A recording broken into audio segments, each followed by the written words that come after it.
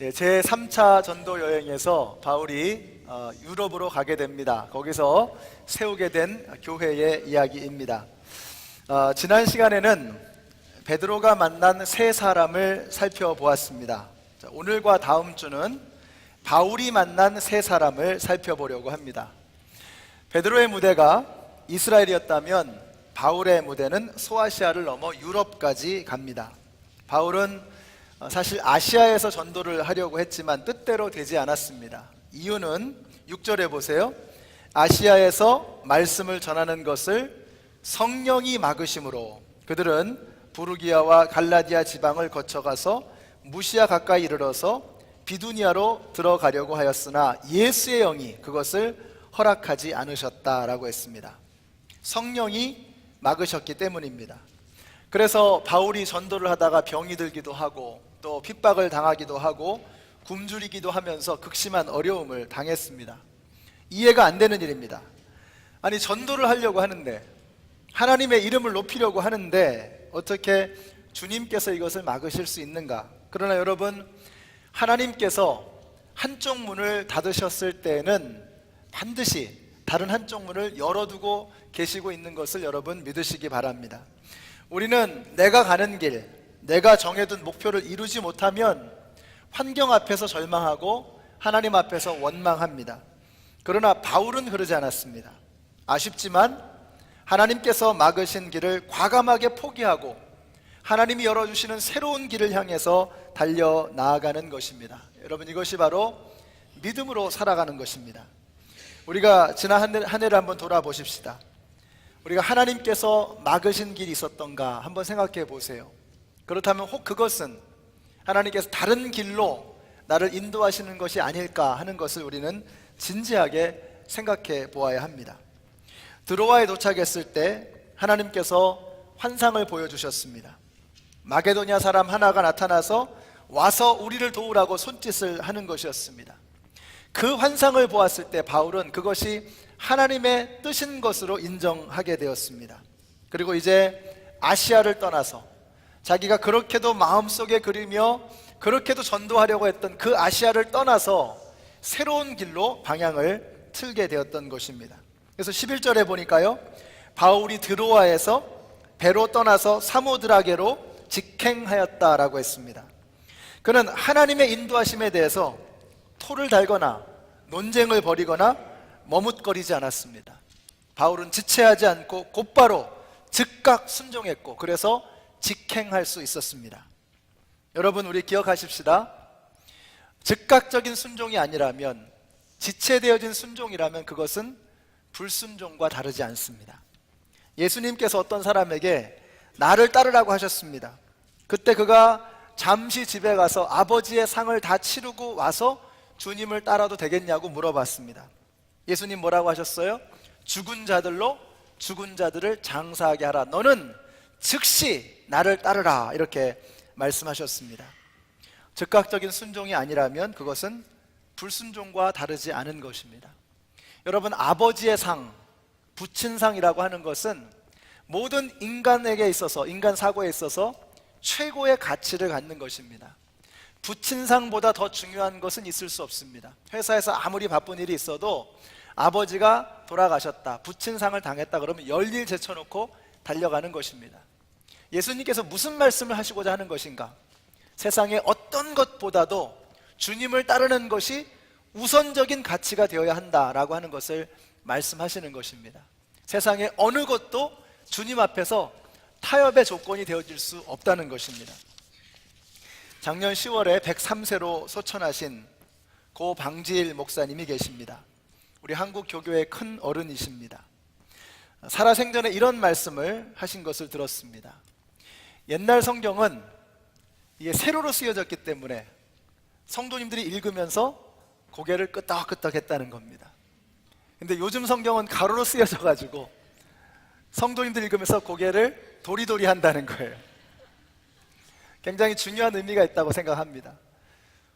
오늘날 우리가 예수를 믿는다고 하면서도 예수님에게 순종하는 모습을 보기가 참 어렵습니다.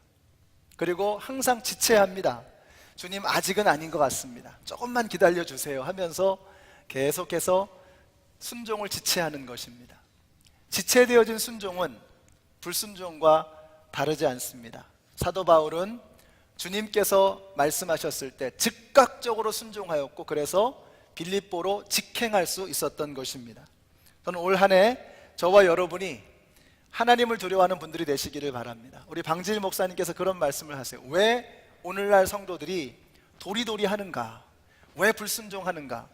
하나님을 두려워하지 않기 때문이라고 하시는 거예요. 맞는 말씀입니다. 우리가 하나님 무서운 줄 모르기 때문에 감히 하나님 앞에서 도리도리 하는 겁니다. 우리가 하나님을 무서워한다면 하나님 앞에서 우리가 철저하게 순종할 수 있는 것입니다.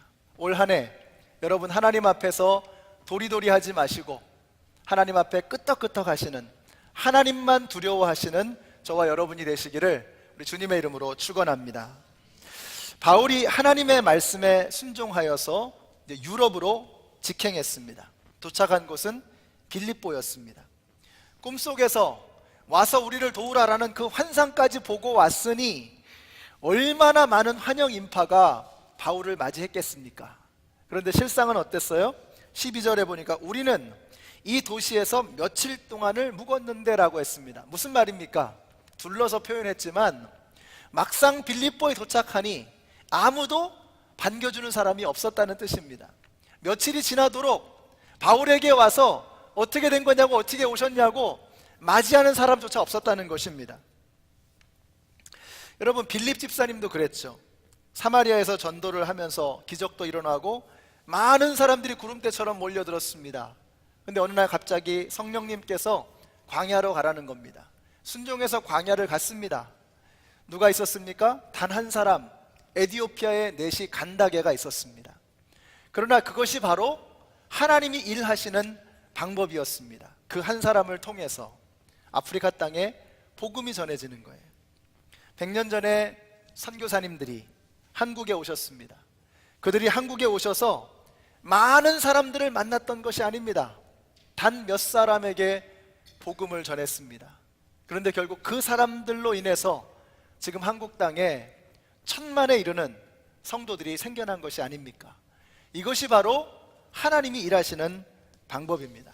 하나님이 가라고 하시니까 가고, 멈추라고 하니까 멈추는 것입니다. 저는 우리 연합장로교회가 이런 교회가 되었으면 좋겠습니다. 우리가 영혼 구원하는 교회가 되려면 이렇게 순종할 줄 아는 믿음의 교회가 되어야지만 되는 것입니다.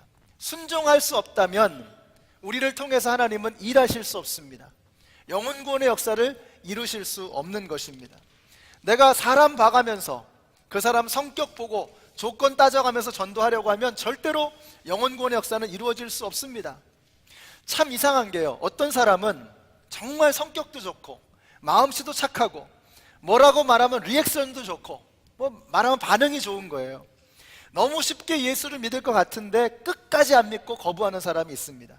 어떤 사람은 성격도 까칠하고 말만 하면 퉁명스럽게 대꾸하고 바늘로 찔러도 피 한 방울 안 날 것 같은 그런 사람인데 복음을 전하자마자 그 복음 앞에 눈물을 흘리면서 무릎 꿇는 사람이 있더라는 것입니다.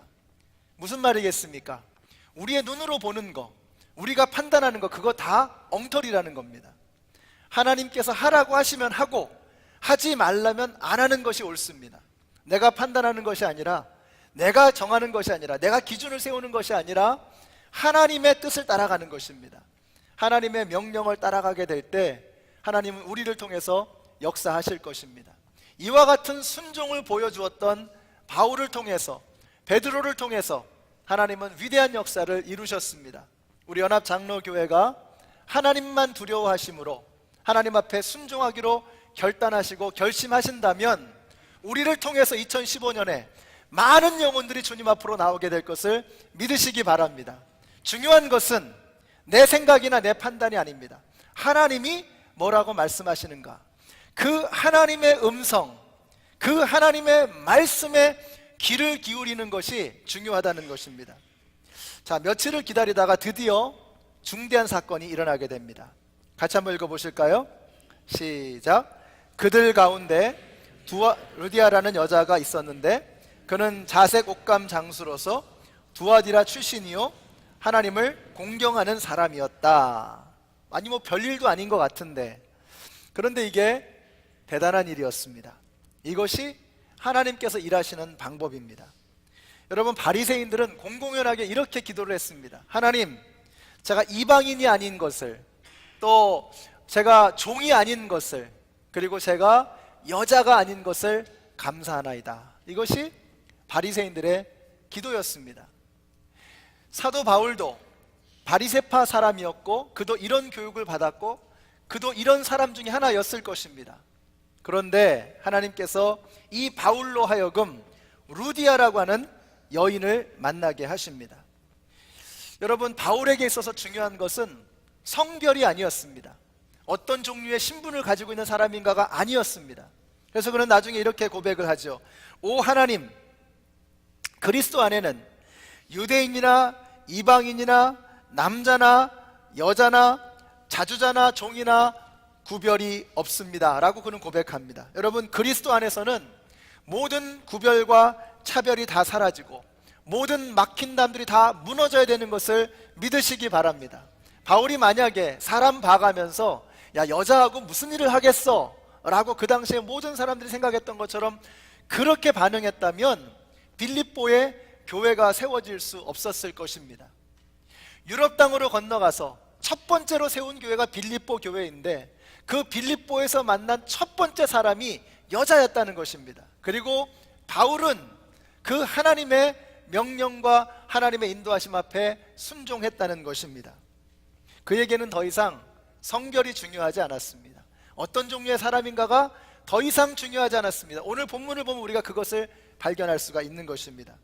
우리 연합장로교회가 모든 구별과 차별을 철폐하고 모든 막힌 담들을 무너뜨리는 우리 연합장로교회가 되시기를 축복합니다.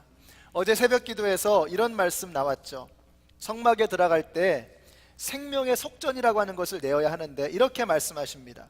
너희가 이 생명의 값을 나 여호와에게 바칠 때에는 부자라고 해서 더 많이 내거나 가난한 사람이라고 해서 덜 내는 일이 없도록 하여라 라고 말씀하셨습니다. 물론 부자는 더 많은 헌금을 내도록 되어 있었습니다. 가난한 사람은 덜 내게 되어 있었습니다. 그래서 부자들은 황소로 제물을 바쳐드렸고 가난한 사람들은 집비둘기로 예물을 드렸습니다. 그 당연한 겁니다. 부자에게는 황소 한 마리도 비둘기처럼 가벼울 수 있습니다. 그러나 가난한 사람에게는 비둘기 한 마리도 황소처럼 무거울 수 있습니다. 자기의 믿음의 분량대로 헌금하는 것은 당연한 것입니다. 자, 그러나 생명의 값에 있어서만큼은 부자라고 더 내는 것이 아니고 가난하다고 덜 내는 것이 아니라는 거예요. 무슨 말입니까? 이 땅에는 모든 인간의 생명은 동일한 무게와 가치를 갖는다는 것입니다. 우리가 이것을 받아들이지 않는다면 영혼구원의 역사를 이룰 수 없습니다. 영혼구원하여 제자 삼는 교회는 만들어갈 수 없는 것입니다. 여러분, 모든 생명은 등가의 가치를 가지고 있다는 것을 믿으시기 바랍니다. 교회 안에서 차별이 있으면 안 됩니다. 좀 배운 사람, 많이 가진 사람은 더 무겁고 덜 배운 사람, 안 가진 사람은 가벼운 게 아니라는 거예요. 그래서 예수님께서는 우리에게 그것을 몸소 보여주셨습니다. 우리 일전에 우리 교회에서 워싱턴 지역 목자, 목녀 세미나를 한 적이 있죠. 그때 강사님으로 오신 분께서 이런 말씀을 하셨습니다. 우리는 목장 사역하면서 계산하지 않으려고 합니다. 목장에서는 망가질수록 금값인 것 같습니다. 이런 말씀을 하셨어요. 세상에서 소외받는 사람들, 세상에서 사람 취급받지 못하는 사람들, 중독자들, 또 망가진 사람들, 이런 사람들이 금값이라는 겁니다. 이런 사람들이 소중하다는 거예요. 이분이 목장 사역 해보니까 망가질수록 금값이더라. 망가졌는데 예수님 만나서 변화되니까 너무나 아름답더라는 것입니다. 이런 마음이 우리 가운데 있어야죠. 여러분, 세상의 모든 사람들은 이렇게 생각하지 않았습니다. 부유한 사람은 더 무겁고 가난한 사람은 가볍고, 그러나 하나님의 말씀은 3500년 전에 우리에게 주신 이 하나님의 말씀은 부유한 사람이나 가난한 사람이나 동일한 생명의 값을 가졌다는 거예요. 이게 혁명입니다. 혁명.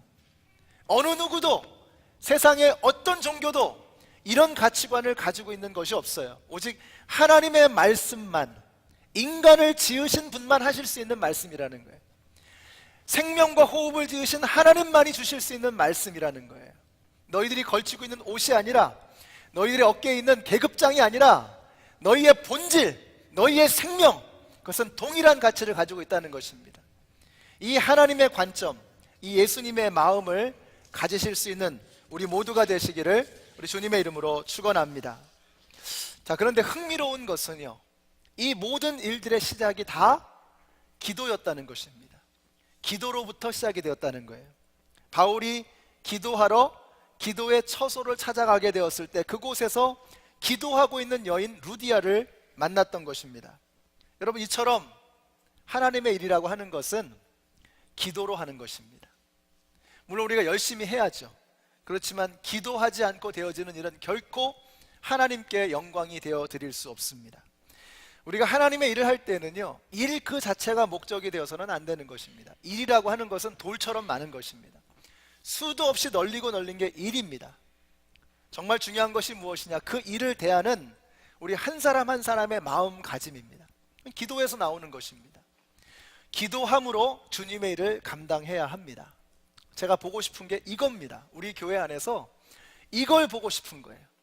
기도로 일하는 그런 교회의 모습을 보기를 원하는 것입니다. 그래서 주일날 예배 전에 우리가 일찍 오셔서 옆에 분들하고 이야기하실 수도 있지만 그것은 끝나고도 하실 수 있잖아요. 제가 보고 싶은 것은 주일날 예배를 드리기 전에 먼저 하나님 앞에 기도하면서, 또 혹은 형제 자매를 위해서 기도하면서 그렇게 예배를 준비하는 그런 모습을 보고 싶어요. 교회에서 여기저기에서 병든 사람이 있으면, 아픈 사람이 있으면, 힘들고 어려운 사람이 있으면 지체하지 않고 즉시 다가가서 손을 얹고 기도하는 이런 모습을 주님께서는 보고 싶으신 것입니다. 일이 중요한 게 아니에요. 그 일을 어떻게 하느냐가 중요한 것입니다. 기도함으로 하는 것입니다. 유럽의 첫 번째 교회가 어떻게 세워졌느냐? 기도로 시작되었다는 거예요. 기도하는 곳에서 기도하러 갔다가 기도하는 사람을 만남으로 교회가 세워지게 되었던 것입니다. 저희 교회에서 화요일만 되면 모여서 기도하는 분들 계십니다. 중보기도팀입니다. 이 중보기도팀이 매주마다 빠지지 않고 오셔서 온 교회를 위해서 기도합니다. 그리고 VIP들의 이름을 불러가면서 기도합니다. 여러분, 왜 이렇게 일이 잘 되나 라고 생각할 때 여러분이 잘해가지고 되는 것이라고 생각한다면 착각입니다. 누군가 기도하고 있는 사람이 있어요. 우리 교회에 왜 하나님께서 이렇게 축복을 주시나? 기도하는 분들이 계시는 거예요. 우리 예배에 왜 은혜가 있는가? 예배를 위해서 기도하시는 어르신들이 계신 거예요. 여러분, 기도로 해야 됩니다. 이번에 다니엘 금식 기도를 하게 됩니다. 3월 15일부터 여러분 나눠드린 그 표를 보시면 3월 15일부터 21일간 다니엘 금식 기도를 하게 되어 있습니다. 다니엘 금식 기도는 부분적인 금식입니다. 금식에는 두 가지가 있어요. 절대 금식과 부분 금식이 있는데, 절대 금식은 음식을 아예 입에 대지 않는 것입니다. 물만 먹는 거죠. 어떤 경우는 물까지도 멈추는 경우가 있습니다.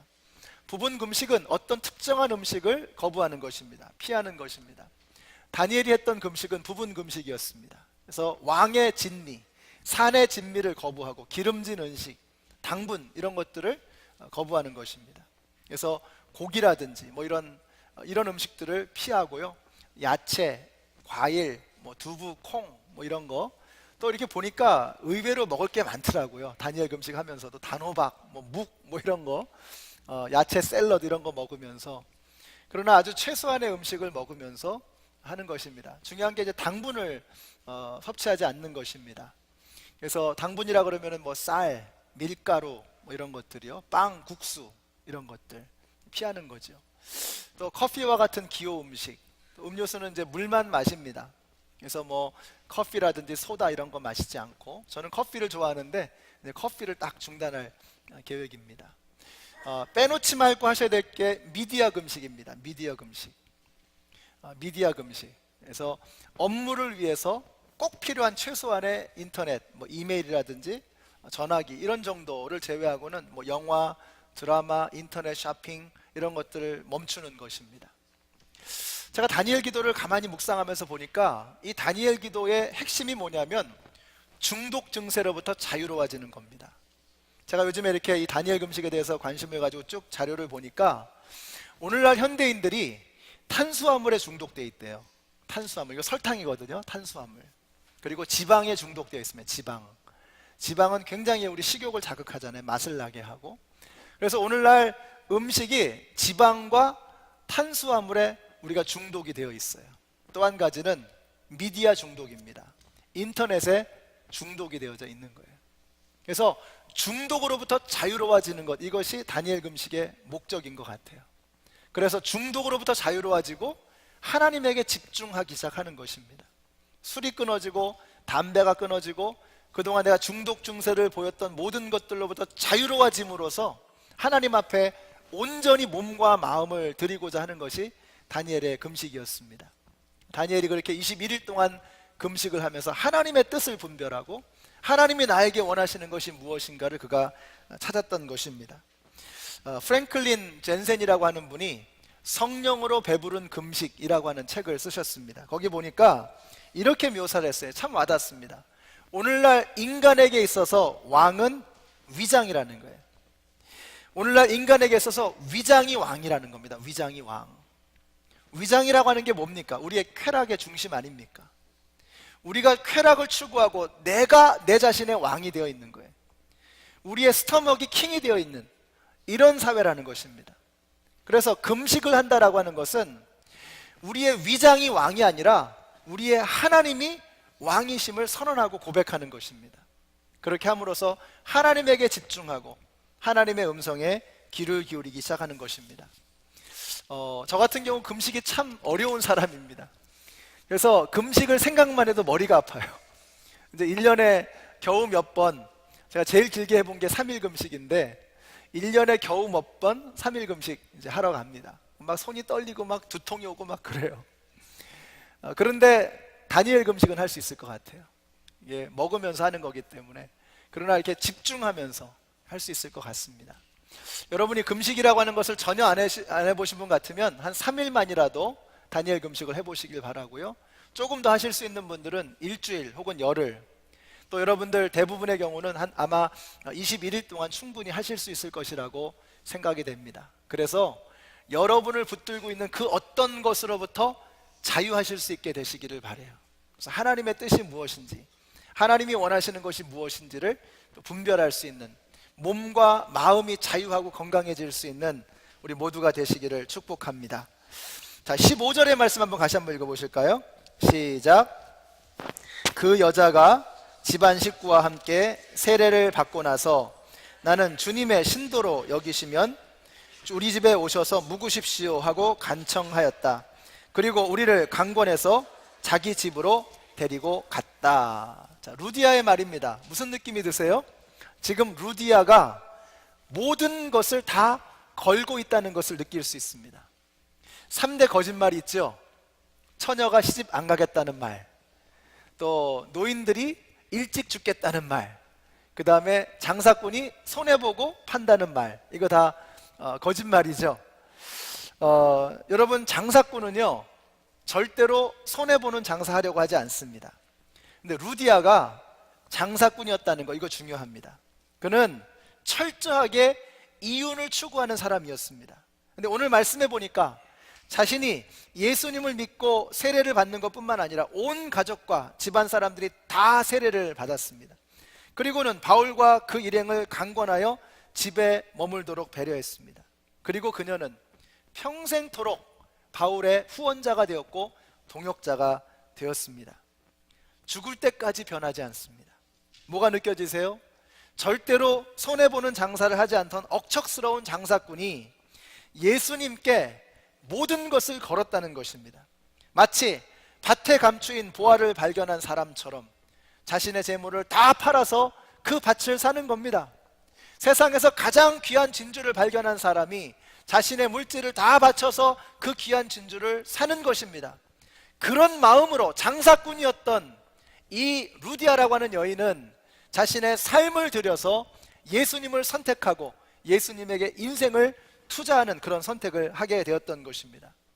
여러분, 세상에 있는 어떤 것이 여러분의 생명, 여러분의 인생을 전부 걸어볼 만큼 가치 있는 것입니까? 요즘같이 금융이 흔들리는 때는 금에 투자하는 것이 최고라고 하더군요. 금도 변합니다. 가장 단단하다고 하는 다이아몬드도 깨트리면 깨지고 불태우면 타는 것입니다. 그러나 예수 그리스도는 어제나 오늘이나 영원토록 동일하시니라, 이렇게 말씀하고 있습니다. 마지막 때에도 변하지 않는 영원한 가치, 어제나 오늘이나 영원토록 변함이 없는 예수 그리스도, 여러분, 그분만이 우리의 생명을 걸어볼 만한 참된 가치인 것을 믿으시기 바랍니다. 그래서 절대로 손해를 보지 않는 장사꾼 루디아는 예수님께 전부를 걸었던 것입니다. 그분 안에 무언가를 본 거예요. 그래서 그는 가장 위대한 투자가, 가장 위대한 사업가, 가장 큰 이문을 남기는 가장 성공적인 인생이 될 수 있었던 것입니다. 그가 예수님에게 모든 것을 걸었기 때문입니다. 우리 한번 옆에 있는 분들에게 이렇게 한번 축복해 주세요. 예수를 믿는 당신은 인생에 대박이 났습니다. 말씀해 주세요. 예수 믿는 당신은 대박난 인생이십니다. 믿으세요? 미심쩍어 하시는 분들이 좀 계시는 것 같은데, 우리가 모든 것을 다 잃어버릴지라도 영원한 생명, 정말 생명보다 소중한 게 없잖아요. 생명보다 소중한 거. 근데 그 생명을 우리에게 주셨습니다. 영원한 생명을. 그분이 우리 가운데 계십니다. 우리의 인생이 대박이 난 것입니다. 세상에 어떤 것보다도 소중한 가치, 우리의 전 인생을 걸어볼 만한 분, 오직 예수 그리스도이십니다. 그 루디아를 예수님께서 바울과 함께 만나게 하신 겁니다. 점입가경이라고 하죠. 점입가경. 깊이 들어갈수록 점점 흥미로워진다는 겁니다. 바울이 유럽으로 건너와서 처음 만난 사람은 장사하는 여인 루디아였습니다. 두 번째로 만난 사람은 귀신 들린 여인이었습니다. 자, 이렇게 외쳤습니다.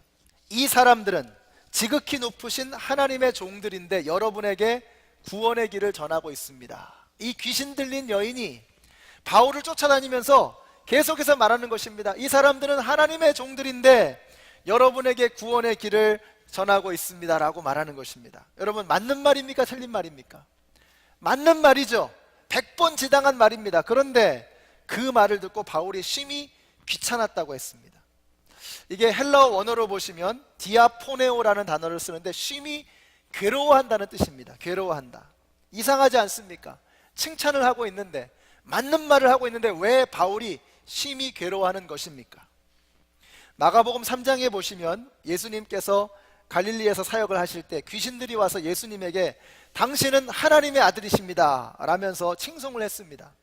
이때 예수님은 귀신들에게 그 입 다물지 못할까 하면서 호통을 치셨어요. 그런데 바로 이어서 제자들에게는 뭐라고 말씀하세요? 너희들은 나가서 전도하라는 것입니다. 똑같이 하나님의 아들이라고 하는 것을 외치는데 귀신들에게는 입 닥쳐 라고 말하고 제자들에게는 입을 열어 복음을 전하라고 말씀하셨습니다. 이유가 무엇입니까? 귀신은 예수님의 편이 아니고 제자들은 예수님의 편이었기 때문에 그렇습니다.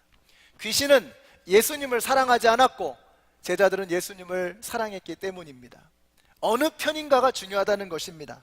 가만히 보면 말 그 자체가 중요한 것 같지는 않습니다. 물론 말이 중요하죠. 그러나 말만 중요한 것은 아닙니다. 말보다 더 중요한 것이 있습니다. 우리가 마음으로 느끼는 것이 훨씬 더 중요한 것 같습니다. 여러분도 그렇지 않습니까? 나를 사랑하고 나를 사랑한다 또 뭐 이렇게 여러 가지 칭찬을 하는데 여러분이 평소에 아는 거예요. 그 사람이 나 미워하는 거, 맨날 째려보고 있는 거 다 알거든요. 나를 핍박하고 있는 거 다 느끼거든요. 근데 말로는 사랑합니다, 축복합니다, 너무너무 아름다우십니다. 그러면 뭐가 느껴지세요? 가증스럽잖아요. 가증스럽죠. 너무 부담스럽잖아요. 불편하고. 말이 아닙니다. 말이. 어른들이 그러죠. 너무너무 예쁘면 아이고 그 녀석 참 못생겼네 이러면서 어른들 얘기하시거든요. 근데 애들이 다 알아요. 그분이 나 좋아하는 거 다 압니다. 말보다 중요한 게 있습니다. 말이 중요하지만 말보다 훨씬 더 중요한 게 있습니다. 마음이 담겨 있느냐 하는 것입니다. 우리가 목장에서도 마찬가지입니다. VIP를 모실 때 성공하는 비결이 있어요. 마음을 담는 것입니다. 마음을 정말로 진심을 담아서 정말로 섬기는 마음으로, 정말로 사랑하는 마음으로 콩나물국을 준비하고 밥을 준비하고 반찬을 준비하고 감동을 받는 거예요. 그래서 여러분, 음식을 만들 때 재료가 그냥 식재료만 있는 게 아닙니다. 거기에 마음을 담아야 되는 거. 마음을 담게 되면 감동을 주는 것입니다. 우리 연합장로교회가 우리 여러분들이 정말 마음을 담으셔서 VIP들을 감동시키시고 우리 교회 오시는 분들 서로가 서로에게 큰 감동과 은혜를 끼칠 수 있는 우리 모두가 되시기를 주님의 이름으로 축원합니다. 자, 귀신들이 하는 말 맞는 말이었습니다. 그러나 그 말에는 마음이 담겨 있지 않았습니다. 그래서 쓸모없는 말이었습니다. 그래서 바울이 뭐라고 합니까? 우리 한번 같이 읽습니다. 시작. 내가 예수 그리스도의 이름으로 명하노니 이 여자에게서 나오라. 자, 그랬더니 어떻게 됐어요? 바로 그 순간에 귀신이 나왔다고 말씀하고 있습니다. 한 부모가 귀신 들린 아이를 예수님에게 데리고 왔습니다. 예수님께서 내 제자들이 고쳐주지 못하더냐 라고 물으셨더니 이렇게 대답을 했습니다. 그들이 고치지 못했습니다. 그러자 예수님께서 귀신을 쫓아내고서 제자들에게 물으셨습니다. 제자들이 예수님에게 물었습니다. 예수님, 왜 우리는 안 됩니까? 그러자 예수님께서 이렇게 말씀하시죠. 기도와 금식 외에는 이런 유가 나갈 수 없느니라. 기도와 금식 외에는 이런 유가 나갈 수 없느니라. 여러분, 금식이라고 하는 것은 음식을 멈추는 거잖아요. 음식은 생명입니다. 그러므로 금식은 가장 간절한 호소입니다. 금식과 기도라고 하는 것은 무엇입니까? 그것은 가장 간절한 마음으로 올려드리는 기도라고 하는 것입니다. 가장 간절한 기도, 진심이 담겨있는 기도 앞에는 귀신이 힘을 쓸 수 없는 것입니다. 저는 여러분들이 금식과 기도로 모든 악한 마귀의 권세를 쫓아내시는 우리 모두가 되시기를 주님의 이름으로 축원합니다. 우리가 진심을 담은 기도, 마음을 담은 기도를 하나님 앞에 올려드릴 때 사단 마귀의 권세는 쫓겨가게 되는 것을 믿으시기 바랍니다. 오늘 말씀을 마치겠습니다. 사도 바울이 유럽의 최초의 교회를 세웁니다. 유럽 땅에 이제 발을 막 디딥니다. 그곳에서 만난 사람은 두 여인이었습니다. 장사하는 여인, 귀신 들린 여인. 제가 이 말씀을 이번 한 주간 묵상을 하면서 장사하는 여인과 귀신 들린 여인을 만나게 하신 이유가 무엇일까? 유럽에 세워진 최초의 교회의 개척 멤버는 장사하는 여인, 귀신 들렸던 여인이었습니다. 하나님께서 왜 이 사람들을 교회의 개척 멤버로 삼으셨는가 하는 것입니다. 여러분, 장사하는 여인, 장사라고 하는 것은 이윤을 남기는 것입니다. 오늘날 세상은 이윤을 남기기 위해서 혈안이 되어 있습니다. 자본주의 사회, 자본주의의 가치가 무엇입니까? 이윤을 남기는 것입니다. 프로핏을 만드는 거예요. 그 자본주의 사회 속에 살아가고 있는 우리 모두는 이윤을 남기기 위해서 지금도 혈안이 되어 있습니다. 어떻게 하면 돈을 더 벌 것인가? 어떻게 하면 더 높이 올라갈 것인가? 이것이 우리의 목적이 되어져 버렸습니다. 그런 세상 속에 살다 보니 우리도 그런 사람이 되어져 버렸어요. 귀신 들린 여인이었습니다. 오늘날 이 시대는 마귀가 권세를 잡고 있는 시대입니다. 많은 사람들이 사탄 마귀의 권세에 사로잡혀서 그 사탄 마귀의 힘 안에 휘둘리고 있는 것입니다. 마귀가 마음껏 휘두르고 있어요. 수많은 우울증과 수많은 정신질환이 우리를 괴롭히고 있습니다. 마귀의 권세가 그 어느 때보다 으르렁거리고 있는 세대가 되었습니다. 우리가 이윤을 추구하는 세상 사람, 귀신에 사로잡혀 있는 이런 세상 사람을 포기하고 괜찮은 사람, 또 겉보기에 좋은 사람만 가지고 교회를 한다면 그건 교회가 아닌 겁니다. 교회가 교회되기 위해서는 장사하는 사람, 세상의 가치를 최고로 삼았던 사람, 사단 마귀의 권세에 눌려있던 사람들, 이런 사람들조차도 희망을 가지고 바라보는 것입니다. 그와 같은 마음으로 주님의 몸된 교회를 섬기지 않는다면 우리는 정말 주님이 원하시는 교회를 이루어갈 수 없는 것입니다. 사랑하는 성도 여러분, 우리 연합장로교회는 세상의 가치에 쩌들어 있는 사람들도 포기하지 않는 교회가 되었으면 좋겠습니다. 우리 교회는 사탄 마귀의 권세가 발붙일 수 없는 그런 교회가 되었으면 좋겠습니다. 바울이 복음을 전했습니다. 돈으로 가치관이 쩌들어 있었던 이 여인에게 예수 그리스도를 증거했습니다. 마귀가 사로잡고 있었던 이 여인에게 예수를 증거함으로 귀신을 쫓아내었습니다. 예수보다 더, 세상보다 더 귀한 가치가 바로 예수 그리스도라고 하는 것, 마귀의 권세를 무너뜨릴 수 있는 것이 바로 예수 그리스도의 능력이라고 하는 것을 바울은 전했던 것입니다. 우리 연합장로교회는 예수의 가치, 예수의 능력을 전하는 빌립보 교회와 같은 그런 교회가 되시기를 바랍니다. 그래서 마귀를 쫓아내고 세상의 가치관을 이겨낼 수 있는 하나님께서 기뻐하시는 우리 연합장로교회가 되시기를 예수님의 이름으로 축원합니다.